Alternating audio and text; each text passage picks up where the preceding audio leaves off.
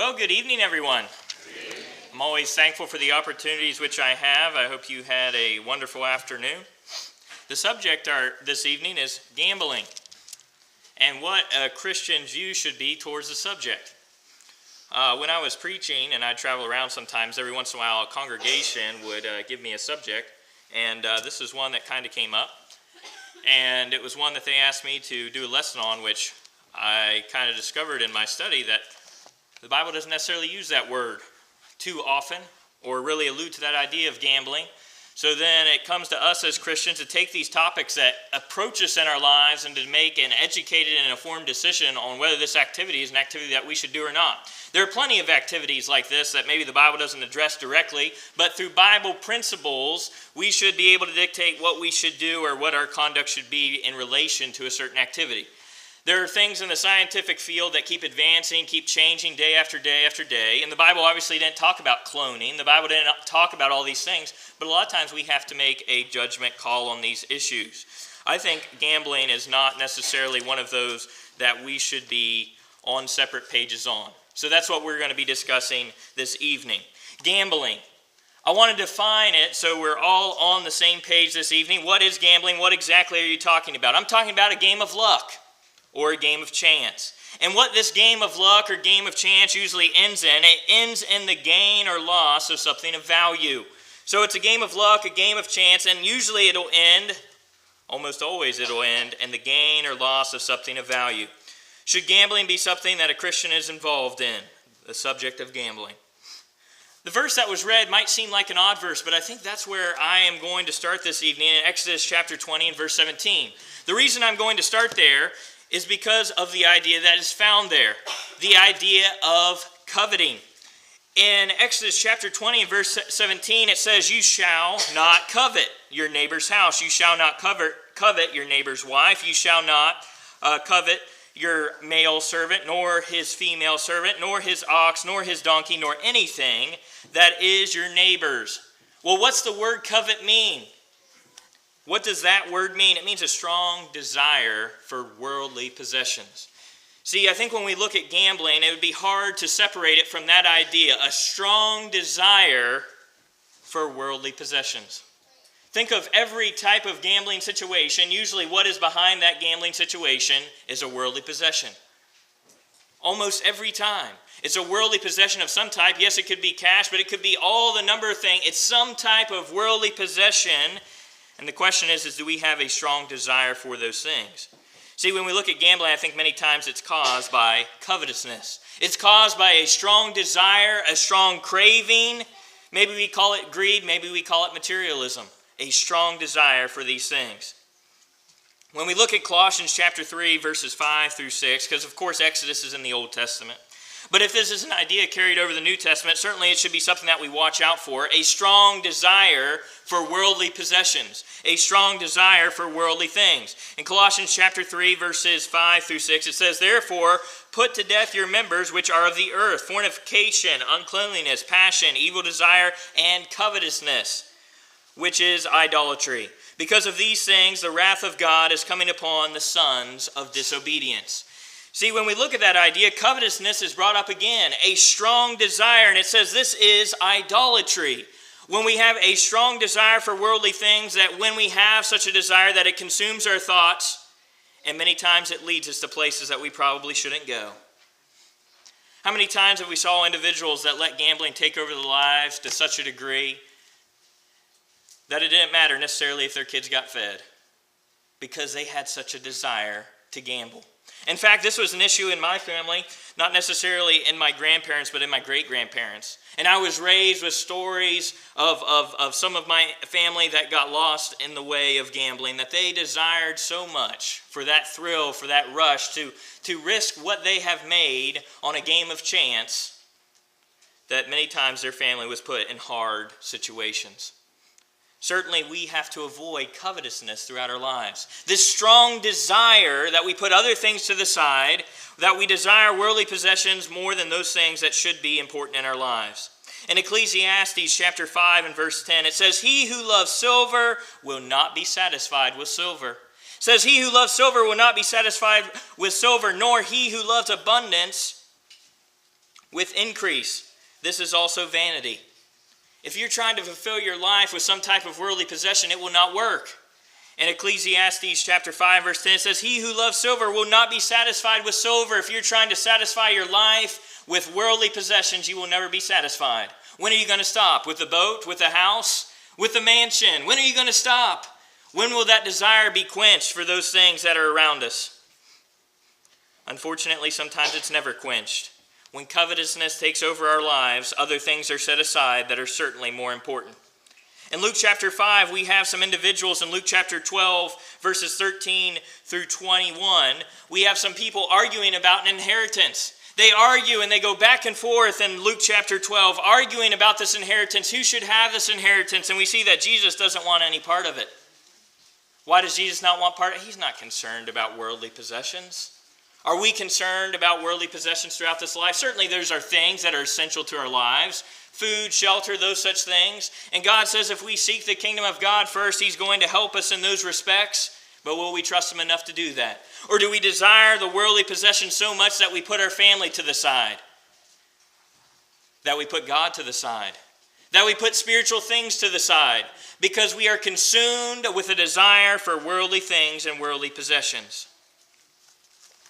I like what it says in Proverbs chapter 30, verses 7 and 9. Those words of wisdom from Proverbs. In Proverbs chapter 30, verses 7 through 9, it says, "Two things I request of you, deprive me not before I die. Remove falsehood and lies far from me. Give me neither poverty nor riches. Feed me with the food allotted to me, lest I be full and deny you and say, 'Who is the Lord?' Or lest I be poor and steal and profane the name of God." This individual asked for two things. He said, move falsehoods and lies far from me. And he says the other request is that you don't make me either rich or poor. Put me somewhere in the middle, God. Because if I'm rich, I'm afraid that I will get this mentality where I'm full and I will deny you and say, I don't need God or whatnot. And then the other end of it is don't put me in a situation where I'm poor, where I may steal. But certainly people are struggling with their desire for worldly possessions. See, when it comes to gambling, a lot of people will try to deny that it's not their desire for worldly possessions. But if it's not your desire for worldly possessions, then why are you doing it? Why would you be doing it? And then the reality is that how hard would it be for you to give it up? If you're not really driven out of your desire for worldly possessions, then what is your desire to do it? You should just be able to say, okay, I'll give it up. You know why? Because it doesn't have a pull on me. It's not a big deal. I'll give it up. It's not a big deal. I don't have a desire for it. But what you find is when you dig underneath gambling deep, I think what you'll find is covetousness. A strong desire for worldly possessions. Because if it wasn't a strong desire, you could just say, I'll give it up. I don't need to do this. I don't want to do this. I'll just leave it behind. But when you dig deep, I think that's what you'll find. Really what we have is a love for money, a love for those things of the world. In Hebrews chapter 13 and verse 5, it says, let your conduct be without covetousness. Be content with such things as you have. For he himself has said, I will never leave you nor forsake you. It says, let your conduct be without covetousness. Be without that strong desire for the worldly things. It says, be content with such things as you have. Do we have a problem with being content? Or are we always striving for the next thing? We need bigger and better in every area of our life. We can't just say, I'm content with the things that God has given me. He has given me sufficient things to live, sufficient things to support my family, sufficient shelter. But so many people will be driven crazy just because of covetousness. In 1 Timothy chapter 6 and verse 10, it says, for the love of money is the root of all kinds of evil, for which some have strayed from the faith in their greediness and pierced themselves with many sorrows. See, it's not money that's the root of all evil. That's not the problem. Paper is not the problem. The love of money is the root. The love of money is the root. It's what drives people into covetousness. And many people will lose their souls because of it, because they desire the things of the world more than the things of God. Number one, I think that gambling has many problems with it because I think when you dig deep, you'll find covetousness. Number two is I think also you'll find an idea of, are you really being a good steward? See, the Bible tells us that in James chapter 1 and verse 17 that every good gift comes from God. It says that in James chapter 1 verse 17, it says, every good gift and every perfect gift is from above and comes down from the Father of lights, with whom there is no variation or shadow of turning. Every good gift comes from God. Are we being a good steward of the things that God has given us? Are we being a good steward of the things that God has given us? In Matthew chapter 25, there's the parable of the talents. And we understand that these talents are actually talking about money. And as the parable lays forth, that God gives these men various talents. And it's talking about money, but usually we'll make the implication that this is actual talents or abilities that God has given us. And are we going to waste them and not use them in a productive way to grow? But when you think about that situation in Matthew chapter 25 and verse 29, when we read verse 29, after the situation has all been laid forth, it says, for to everyone who has, more will be given, and he who has abundance. But from him who does not have, even what he has will be taken away. When God gives us something, whether it is an actual ability or any spiritual gift that he's given us, how are we going to handle it? Are we going to handle it with care? Are we going to handle it in such a way that we can do good things with it? Or are we not going to handle it in an appropriate way? See, God gives one of those individuals a talent, and he does not handle it in an appropriate way. When God gives you things, whether it's physical or spiritual, do you handle them in the correct way? Do you watch over them in the correct way? Because as I've saw and heard from my family from past years, is that a lot of problems can seek in when you're not going to be a good steward. When you're not going to watch over those things which are given to you to watch over. When you're not watching over the abilities that are given to you, they will be lost. Number one, I think when we dig down deep into gambling, we find covetousness. Another thing that I think we find is that individuals are not being good stewards with the things that God has blessed them with. So many things could be done, and yet we'll cast things away so easily. That goes with physical things, but it goes along with spiritual things. Do you take for granted the things that God has blessed you with, and do you waste them? Do you waste the natural talents that God has given you? Have you wasted the physical things that God has blessed you with? Because every good gift comes from God. Are we handling those appropriately? Another one I think that we should think about is self-control. In Galatians chapter 5, verses 22 through 23, in Galatians chapter 5, verses 22 through 23, it talks about the fruits of the Spirit. But it says, but the fruit of the Spirit is love, joy, peace, long-suffering, kindness, goodness, faithfulness, gentleness, self-control. Against such there is no law. Here are the fruits of the Spirit that are laid forth, and one of them is self-control. And we must have self-control as individuals, and what we have to do is we have to conform our minds to the will of God, based off of Romans chapter 12, verses 1 and 2, that our job throughout our lives is to conform our minds to God's will and make sure that we're doing what he wants of us and not what we want. But are we controlled by Christ, or are we controlled by the world? It's interesting how people will justify their actions throughout this life and how they'll try to say they're doing this for God. And if we dig down deep, that's probably not the case. Why do you do things throughout your life? See, there's people that will probably justify about anything and say, this is for God. This is for God. But is that really what God wants us to do? People have justified anything. They'll justify everything. People will justify war in the name of God. People will justify sports in the name. They'll justify anything, and they'll say, this is what God's will is. Is that really God's will, or is that your will? Will you have self-control?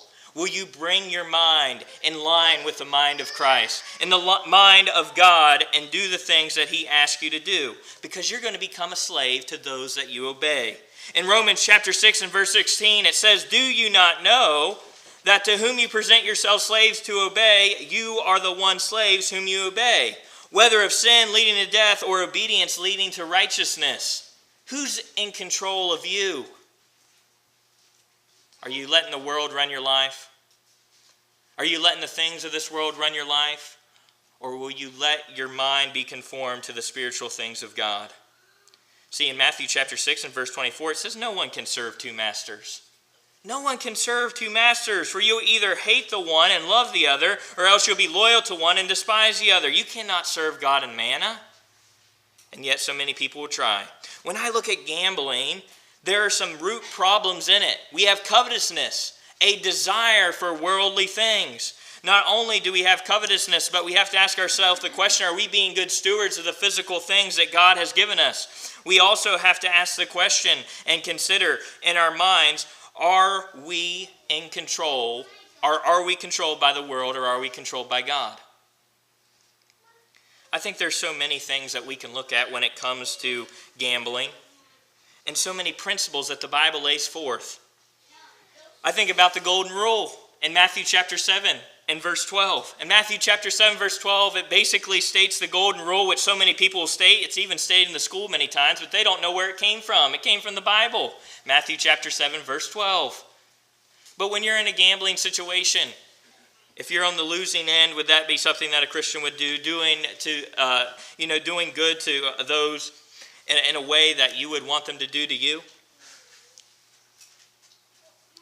We think about passages like love your neighbor as yourself. When we put ourselves in a gambling situation, are we loving our neighbor as ourselves?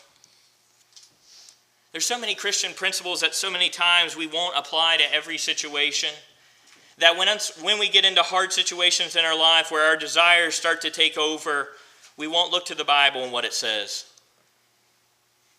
I think about so many situations in my life. It's so easy to get emotional and not look at what the Bible says. What does the Bible say on this topic? What does the Bible say on this topic? Or we just get swept away by the wave, listening to those that are around us and not pausing to think, what would God have me do? What would God have me do in this situation? Of course, I think we have to think of the pattern of making money in the Bible. Do we ever see the apostles walk into some gambling type establishment and say, God is with me, and this is how I'm going to make my money this day? That's not the pattern we see in the Bible. Nowhere do we see Paul say, I'm going to put a whole bunch down on this because I know that God's with me and he's going to bless this way of making money. Nowhere do we see that. We see patterns of making money, and the pattern is working for it. The pattern's working for it. In 2 Thessalonians chapter 3 and verse 10, it says, for even when we were with you, we commanded you this, if anyone will not work, neither shall he eat. The idea laid forth in the Bible is that we work. We work. And that's not necessarily the only example that we have. In Acts chapter 4 and verse 34, it says, nor was there anyone among them who lacked, for all who were possessors of land or houses sold them and brought the proceeds of things that were sold. See, we see people in the Bible, what did they do in situations? They would sell land or goods. They would trade goods for money. But nowhere do I see in the Bible any example where I have people in the New Testament saying, you know what, let me gamble to get some money. That's not what we see laid forth. We see people working. We kind of see the idea that we find in Colossians chapter 3 and verse 17. And whatever you do, in word or deed, do it all in the name of the Lord, giving thanks to God the Father through him. This idea that we are going to do what God wants us to do. We're not going to be found in a situation where God would not us to be. We see the example in the Bible laid forth that people work. We see that people sell, that people trade. Those are things that we see people doing in the New Testament, and yet people will say, you know what, I don't want to follow those examples. I want to ignore those examples, and I want to go my own way. When you think of gambling, maybe you would consider it stealing. In Ephesians chapter 4 and verse 28, what does it say? It says, let him who stole or steal no longer, but let him labor. The pattern is laid forth, working with his hands what is good, that he may have something to give to him who is in need. When I look at the New Testament examples, I cannot find it. I cannot find it as a valuable course of action. And when we think of gambling, it's one of those things where you think of that situation, think of the things that are around it, think of the things that are tied to it. Many times, what's connected to gambling? Deceit. Over the years, they have so many things that they've tried to lay forth. They have it so athletes can't gamble. Why can't the athletes gamble? Well, if the athletes gamble, you know what happens? Well, they might try to throw the game. And they have it so officials can't gamble. You know why? Because they might throw the game. Well, what would you call that? Dishonesty. See, gambling is tied to a lot of things that people don't want to think about. When you get into the gambling scene, what you will find is you will find dishonesty. What does the Bible tell us in Ephesians chapter 4, verses 25 through 27? It says, therefore, putting away lying, let each one of you speak truth with his neighbor, for we are all members of one another. Be angry and do not sin. Do not let the sun go down on your wrath, nor give a place to the devil. It says, therefore, putting away lying. When we get in gambling situation, you know what starts to happen? Lying, deception. Think of a poker table. What do people do? They try to hide their cards. They're not going to tell you what the cards they have. Of course, that might be an interesting strategy, just being honest. But in a game of poker, what are people saying? They're going to be second guessing. They're going to say, he's trying to trick me, isn't he? He's trying to trick me. He's trying to lie. He's trying to deceive me in order to gain that other person's money. When we think about gambling, we don't only think about deceit, but I start thinking about some other things that come up in those situations. My grandfather talked about the situations where he grew up in. He says that he's really never been to a gambling place when he was growing up because his father was very into that lifestyle, that he never went a place where he didn't see alcohol. He didn't see alcohol in any place that he said that he went where there was gambling. In fact, my grandpa recalls some stories where he went into gambling places at such a young age that his dad would just mess around with the people there, and he would give him actual chips that he would buy, and he'd say, go over to that table and play a few games, and just to see people's reaction. When you start to get into the gambling scene, we see dishonesty, we see drinking, we see things that certainly we wouldn't want to be involved in. Certainly we see stealing. We see stealing on occasions. See, when we look into the world, it's tied to a lot of things. You know, Proverbs chapter 28, verse 22, I think it says something interesting. It says, a man with an evil eye hastens after riches. He hastens after riches. In Proverbs chapter 8, verse 22, it says, a man with an evil eye hastens after riches and does not consider that poverty will come upon him. Do we run towards the bad odds? Do we run towards the bad statistics? That's what my great-grandfather did. And what my great-grandfather did is he actually played for the house. And what he told my grandfather, he says, you will not win. He said, they stack the deck against you. None of these places can stay open unless they win. The establishment. He says, you sit down at a table. He says, you know how many other people are at that table? He said, 5 people are playing for the house. He said, there's just 2 people that came out from the community to come in and play. He said, they're playing against you. The odds are stacked against you every time. Every gambling situation. The odds are not in your favor. And yet, how many people go? How many people go to places where they don't have the odds in their favor? Are we being good stewards of the things that God have given us? I've seen gambling destroy families. Certainly it has taken a toll on my own. And when I look at it, people say they'll abandon it, say it's not a big deal. But when I look at the Bible, there are some root problems, I think, with gambling. Covetousness. Are you desiring the things of the world? Are you desiring those things of the world so much that sometimes you'll even put things to the side? And so many times that's what I've found. And if it's not a big deal, then you can just give it up, can't you? You know, if you don't have that covetousness, if you don't have that strong desire, couldn't you just say, I'm done? But the problem is, can you say you're done? Can you walk away? As my wife said on occasion, if you can't give it up, you're probably addicted. Are you addicted to certain things? Can you give them up, even for a short period of time? When I look at gambling, we see the covetousness that underlies. We see basic principles violated, such as the golden rule and loving your neighbor to some degree. We see the environment that's surrounded. We see certain things of should we be a good steward with the things which God has blessed us with, that he's blessed us with the ability to have. Do we consider our self-control? What's really controlling us throughout this life? A lot of times people justify things in their own minds for various reasons. In Proverbs chapter 14 and verse 12, it says, there's a way that seems right to a man, but its end is the way of death. A lot of people say, this seems right to me. It seems right to me. I don't see any issue with it. Well, just because it seems right to you, or just because it doesn't break a law, doesn't make it right. There are a lot of things that are legal in this country that probably shouldn't be. There's a lot of things that people do that they probably shouldn't do. There's a lot of things that people say, this seems right to me. But the question is what does God have to say about it? The challenge that I always lay forth is what are the Christian reasons that we should gamble? In 1 Thessalonians chapter 5, verse 21, it says, test all things, hold fast to that which is good. Let's put it to the test. What are the reasons for gambling that the Bible lays forth? That's the challenge. What are the reasons that the Bible lays forth that this would be a good thing that we should be involved in? And I just remind myself of Mark chapter 8.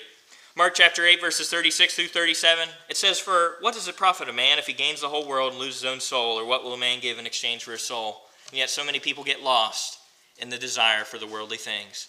So many people get lost throughout this life over things that we know are passing away, things that will not linger, things that really don't have meaning. We'll cling to those, but we won't cling to the spiritual things that God has laid forth. I don't think I have the answer to all issues when it comes to these things. I just try to look through everything in a Bible lens. As I face situations in my life that I haven't experienced before, I try to sit down with the Bible. I've got things going on in my life right now where I have to sit down with the Bible and honestly ask myself, what would Jesus do if he was in my situation? What would Jesus do? Or am I going to go my own way with what I think is right? What I would like to happen? What I would want to happen? Or will I try to sit down with the Bible and say, what would God want me to do? And maybe God's telling you today you need to walk away. Walk away from worldly things. Walk away from some of those things. If you're subject to the Lord's invitation this evening, we certainly plead and pray, and we certainly hope that you will not trade your soul for worldly things. And yet many people will. And yet what's so sad is they're not trading it for the whole world. They're not trading their soul for the whole world. They're just trading it for a few pieces of paper. They're just trading it for a boat. They're just trading it for a house. Not necessarily that we can't have these things, but so many times we get lost. Get lost in this life and lose our priorities. Maybe you need to get your priorities right this evening. You need to become a New Testament Christian. You've heard the word, you believed it, you need to repent, confess, and be baptized. Maybe that's what you need to do, or maybe you need to get back on the straight and narrow path. However we can help you, we'd love to help you in any way. If you'll please come as we stand and as we sing.